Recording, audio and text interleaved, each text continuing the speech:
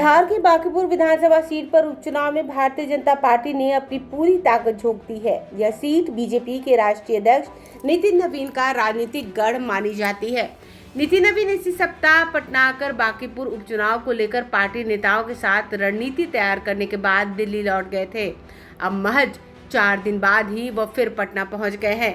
अपने 2 दिवसीय प्रवास में वो बीजेपी प्रत्याशी नीरज कुमार सिन्हा के समर्थन में जनसभा करेंगे और चुनावी तैयारियों की समीक्षा भी करेंगे। पटना शहर की बांकीपुर सीट पर 30 जुलाई को मतदान होना है और रिजल्ट 3 अगस्त को आएगा। बीजेपी की टक्कर मुख्य रूप से राष्ट्रीय जनता दल और जन सुराज पार्टी से है। आरजेडी के रेखा गुप्ता को उम्मीदवार बनाया है, जबकि जन सुराज से पार्टी के संस्थापक प्रशांत किशोर खुद मैदान में हैं। इसे बांकीपुर में मुकाबला त्रिकोणीय होने के आसार हैं। नितिन नवीन का गढ़ होने और पीके की उम्मीदवारी से बिहार ही नहीं बल्कि देश भर की नजरें बांकीपुर चुनाव के रिजल्ट पर टिकी हुई हैं।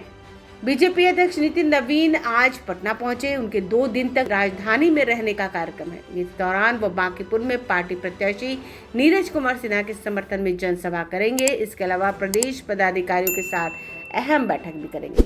इससे पहले नितिन नवीन 13 जुलाई को पटना आए थे। उसी शाम बीजेपी प्रत्याशी नीरज कुमार सिन्हा ने उनसे मुलाकात की थी। फिर 14 जुलाई को उन्होंने बांकीपुर उपचुनाव को लेकर प्रदेश कार्यकारिणी की बैठक की, जिससे सभी नेताओं को अगले 15 दिनों तक घर घर जाकर चुनाव प्रचार करने का निर्देश दिया गया था।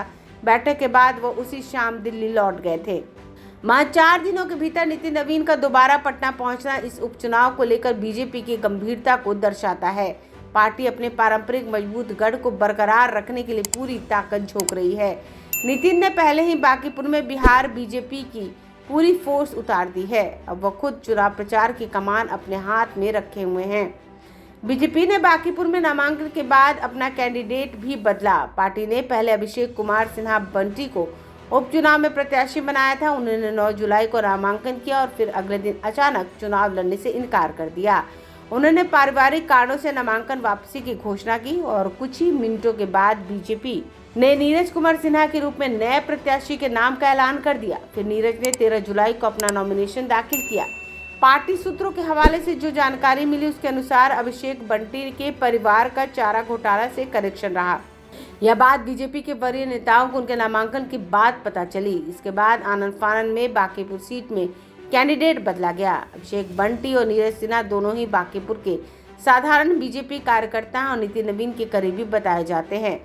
बांकीपुर सीट उपचुनाव में बीजेपी द्वारा कैंडिडेट बदलने और नितिन नवीन के खुद प्रचार की कमान संभालने और पार्टी के प्रदेश नेताओं की पूरी फौज उतारने से कयास लगाए जा रहे हैं कि बीजेपी के लिए यह इलेक्शन किसी बड़े चैलेंज से कम नहीं है। प्रशांत किशोर लगातार बीजेपी को इस बार अपने गढ़ में हराने के दावे कर रही है। बीजेपी भी इस सीट जीतने के लिए कोई कोर कसर नहीं छोड़ रही। बीते 3-4 दिनों के भीतर पीके को कमजोर करने के लिए बीजेपी ने जनसुराज के कई नेताओं को तोड़कर अपने पाले में ले लिया, जिनमें मशहूर गणितज्ञ केसी सिन्हा भी शामिल हैं। ब्यूरो रिपोर्ट, आंखें न्यूज़ 24।